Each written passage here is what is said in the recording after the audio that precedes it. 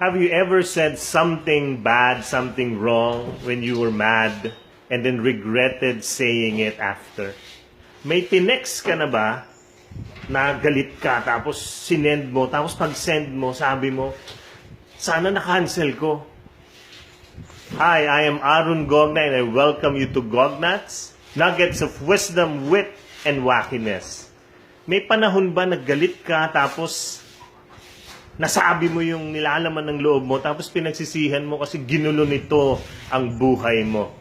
Alam nyo noon, yung mga cellphone nung araw, ano yan yung manufacturers, alam nila na dapat pag nag-text ka tapos sinend mo, there is a mga 5 seconds that you can cancel it. Pwede mong i-cancel. Pero ngayon, wala na ito. Kaya, sayang, hindi natin ma-cancel yung mga sinasabi natin at gusto nating sabihin. At nakasakit tuloy tayo, nasira yung relasyon natin sa iba. Naalala ko, kaming mag-asawa, ganyan kami. Every day, tinetext ko asawa ko. Pag alis ko, sasabihin ko sa kanya, I love you, ganyan. I miss you already. Every day. Tapos sa huli, I love you. Minsan, titext ko siya kasi niya, love, hindi mo ko napadalan ng pera. I love you.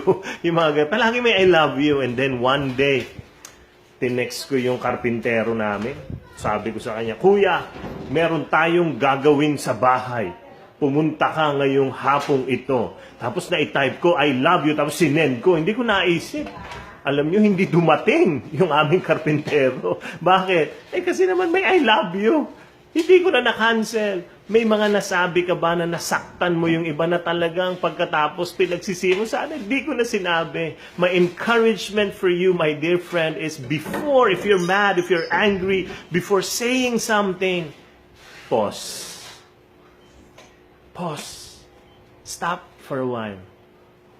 Tapos pag-isipan mo mabuti, kailangan ko ba talagang sabihin ito? Kailangan ko bang isend itong email na ito, naggalit ako sa kanya?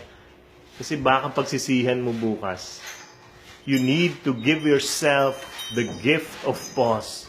Sapagkat ang salita natin, pag nasabi na natin, tapos nasira ang buhay natin, parang bahay, ang hirap gawin, ang hirap i-construct, ang hirap ayusin ulit. Bakit? Kasi nasabi mo na, naumpisa na, inanay na yung bahay at buhay mo dahil sa iyong salita. Today, I would like you to think again, what are the words you said to people you love, to your friends, even to your enemies that you're regretting now? And if you have the chance, ask forgiveness. Bawi ka. Repair what you have said. Repair what you have done wrong. And you are going to receive true peace in life. I pray for you that next time, if something bad happened to you, give yourself the gift of pause. Para yung bahay mo madali gawin at madali maayos. God will be with you every step of the way, everything you will say.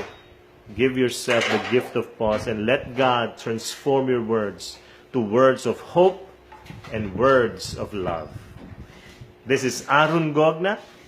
Thank you for watching Gognats, and I thank you also for sharing Gognats to all your friends. I receive your comments, and I am really excited to read your comments every day. Maraming salamat po. And I hope you continue sharing this to all your friends, and always, every day, watch out for this. I do this from Monday to Friday, and I pray that you will be blessed this year immensely by God. God bless you. See you again.